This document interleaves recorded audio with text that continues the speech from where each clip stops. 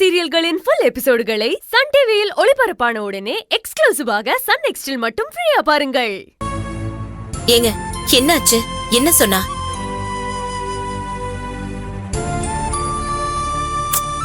ஏங்க சாப்பிடுங்க. செல்வி என்னங்க சொன்னா? நீங்க என்னென்னமோ பேசுனீங்க. என்னங்க என்னன்னு சொல்லுங்க.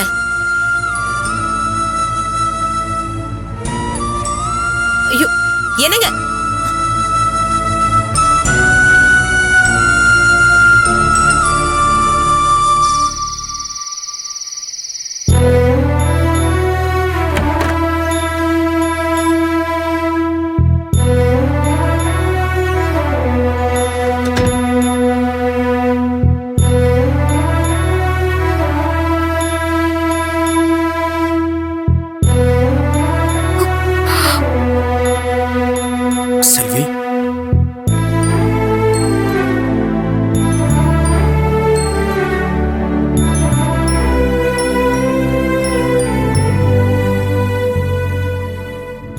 எல்லாரும் சாப்பிட்டாங்க, நீங்க மட்டும் இப்படி சாப்பிடாம படுத்திருந்தா என்ன அர்த்தம்?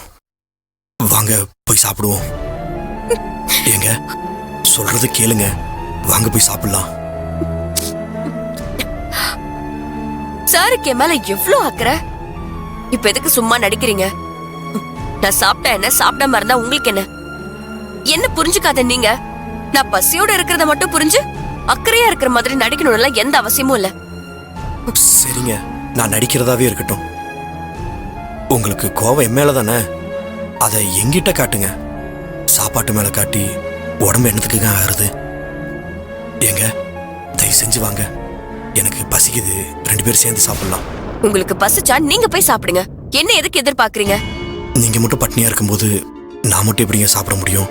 இந்த வீட்ல இருக்கிறவங்க எல்லாரும் அவங்க உங்களுக்கு என்ன பிடிக்குமோ அதை செய்யும் போது நான் மட்டும் என் விருப்பத்துக்காக பட்னியா இருக்க கூடாதா?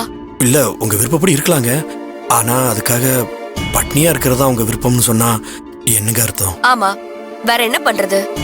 என் விருப்பம்னு சொல்லி அது ஒன்னதான் என்னால பண்ண முடியும். அதையாவது என் இஷ்டத்துக்கு பண்ண விடுங்க. நீங்களும் நானும் சேர்ந்து சாப்பிடலாம்னு நினைச்சு உங்களை எதிர்பார்த்து நானும் சாப்பிடாம இருக்கேன். இப்படி ஒவ்வொரு நாளும் சாப்பிடாம இருந்தா உடம்பு என்னத்துக்கு ஆகுறது? அத பத்தி உங்களுக்கு என்னங்க கவலை? உங்களை பத்தி நான் கவலைப்படாம வேற யாருங்க கவலைப்படுவா? உங்களுக்கு அண்ணன் மேலே என் மேலே தானே கோவம். அந்த கோவத்தை தயவு செஞ்சு சாப்பாட்டில் காட்டாதீங்க. அது மட்டும் இல்லாம கோவத்தை மனசுக்குள்ளே வச்சுட்டு எத்தனை நாள் சாப்பிடாம பட்னியா கிடப்பீங்க சொல்லுங்க? எத்தனை நாள் இருக்க முடியுமோ அத்தனை நாள் பட்னியா இருப்பேன். அத பத்தின கவலை உங்களுக்கு எதுக்கு? சரி, அப்போ நீங்க எப்ப சாப்பிட்றீங்களோ அது வரைக்கும் நானும் சாப்பிடாம பட்னியாவே இருக்கேன். எனக்கு ஒன்றும் பிரச்சனை இல்லை. இத பாருங்க, சும்மா இப்படி கடுப்பேத்தாதீங்க. நீங்க சாப்பிடலன்னா உங்களுக்கு பசிக்கலன்னு சொல்ல வேண்டியதானே? ஏதோ நான் சாப்பிடாததாலதான் நீங்களும் சாப்பிடலன்னு சொல்றீங்க. என்னை விட உங்க அண்ணன் தானே முக்கியம்னு சொல்றீங்க. நாள உங்களுக்கு சும்மா தானே. போங்க, போய் உங்க அண்ணன் சாப்பிட்டாரா சாப்பிடலையான்னு பார்த்து அவருக்கு போய் ஊட்டி விடுங்க. அதுதானே உங்களுக்கும் பிடிக்கும். நான் முக்கியம் இல்லைன்னு நினைக்கிறவருக்கு நான் சாப்பிட்டா என்ன, சாப்பிடலன்னா என்ன? எனக்கு எப்பவுமே நீங்க தாங்க முக்கியம். அதை நீங்க தான் புரிஞ்சுக்க மாட்டேங்கிறீங்க. ஏங்க எனக்கு பசிக்குது, 2 பேரும் சேர்ந்து சாப்பிடலாம். உங்களை எதிர்பார்த்து நானும் சாப்பிடாம இருக்கேன். என்னது, நான் முக்கியமா? இங்க பாருங்க, சும்மா தூங்கிட்டு இருக்கிறவளை எழுப்பி சாப்பிடவா அது இதுன்னு வம்பு இழுக்கிறதுலாம் வேண்டாம். சும்மா வீணா என் மேல பழி சுமத்துறீங்க, அப்புறம் நான் சும்மாவே இருக்க மாட்டேன். பேசாம தூங்குங்க. சரி, நீங்க பேசலாட்டினா நானும் இனிமேல் பேச மாட்டேன். நானும் சாப்பிட மாட்டேன்.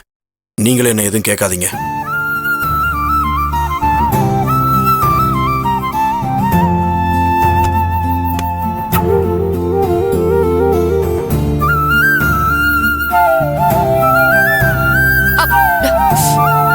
லைட் ஆஃப் பண்ணிருங்க, நான் தூங்கணும்.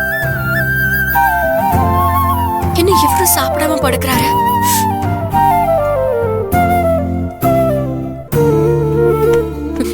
நீங்க சாப்பிடலனா நான் ஒன்னும் வருத்தப்பட மாட்டேன். எனக்கு இப்ப நல்லா பசிக்குது, நான் சாப்பிட போறேன். நீங்க சாப்பிட்டா சாப்பிடுங்க, சாப்பிடலனா போங்க.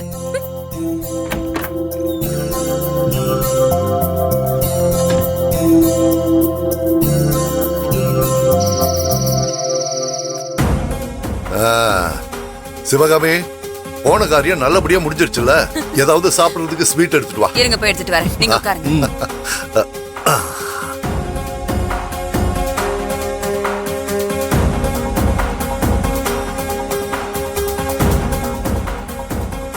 கொண்டா கொண்டா கொண்டா கொண்டா. இந்தாங்க எடுத்துக்கோங்க. ஓ லட்டு. நீ எடுத்துக்கோடா. ம் மா என்னம்மா இது? ஏதாவது பாயசம் செஞ்சு எடுத்துட்டு வருவான்னு பார்த்தா லட்டு மட்டும் எடுத்துட்டு வர. இங்க பாருடா, அப்பனும் மவனும் எல்லாம் நல்லபடியா முடிஞ்சிருச்சுன்னு ஆட்டம் போட்டுட்டு இருக்காதீங்க. இன்னைக்கு நடந்த சம்பவத்துக்கு இதுவே அதிகம். என்னடி சொல்ற? அதான் திட்டம் போட்டு பொண்ணு கேட்டு போய் தட்டு மாத்திட்டு வந்துட்டோமே. இன்னும் என்ன நடக்கணும்னு நினைக்கிற? ஆம்பளைங்க இப்படிதான், ஒரு காரியம் நடந்து முடியறதுக்குள்ள எல்லாமே நடந்த மாதிரி ரியாக்ட் பண்ணுவீங்க. நாம ஒண்ணு கல்யாணத்தையே முடிச்சிட்டு வந்து நிக்கல, வெறும் தட்டு தான் மாத்திருக்கோம். அதுக்குள்ள சந்தோஷத்துல குதிக்காதீங்க. முதல்ல அந்த பூஜா ஜாதகத்தை கொஞ்சம் கேட்டு வாங்குங்க. ஏய் என்னடி சொல்ற? தட்டை மாத்திட்டு இப்பதான் வந்திருக்கோம், அதுக்குள்ள இதுக்கு ஜாதகத்தை கேக்குற? நான் ஒண்ணு கிறுக்கச்சி கிடையாதுங்க, எதையும் காரணம் இல்லாம சொல்ல மாட்டேன். அந்த திரு கல்யாணத்துக்கு சம்மதம் சொன்னாலும் வீட்டுல உள்ளவங்க மாப்பிள்ளைக்கும் பொண்ணுக்கும் ஜாதகம் பொருத்தம் இருந்தாதான் கல்யாணத்துக்கே சம்மதிப்பாங்க. ஒருவேளை அந்த பூஜா ஜாதகம் நம்ம சுந்தர் ஜாதகத்தோட ஒத்து போகலன்னா இந்த கல்யாணமே நடக்காது. அப்புறம் நாம போற திட்டம் எதுவுமே நடக்காது. அதனால்தான் நான் யோசிச்சு சொல்றேன். அம்மா நீ சொல்ற மாதிரி ஜாதகம் பார்த்தா இந்த கல்யாணம் நடக்காதா? அந்த பூஜாவை நான் பழி வாங்க முடியாதாம்மா? டே டே டே டே, இப்ப எதுக்கு நீ டென்ஷன் ஆகுற? அப்படி ஒரு விஷயமே நடக்காது, நடக்கவும் விட மாட்டேன். இந்த கல்யாணத்தை எப்படியாவது நடத்துறதுக்காக தான் அந்த பூஜாவோட ஜாதகத்தை கேட்டு வாங்க சொல்றேன். சிவகாமி, எனக்கு ஒண்ணுமே புரியல. அந்த பொண்ணு ஜாதகத்தை வாங்கி நாம என்ன பண்றது? என்னங்க நீங்களும் புரியாத மாதிரி கேக்குறீங்க.